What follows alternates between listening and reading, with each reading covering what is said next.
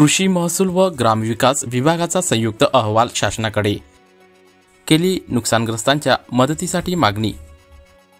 कृषी महसूल व ग्रामविकास विभागाच्या संयुक्त अहवालानुसार पीक नुकसानग्रस्तांच्या मदतीसाठी 207,92,64,810 रुपयांच्या निधीची मागणी।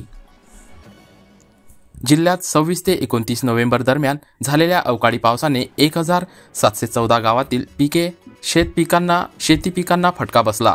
त्यात कापूस, तूर, ज्वारी, हरभरा, गहू, भाजीपाला, कांदा, केळी, पपई, निंबू, आंबा, मोसंबी, पेरू, संत्रा, डाळिंब या पिकांचे नुकसान झाले होते।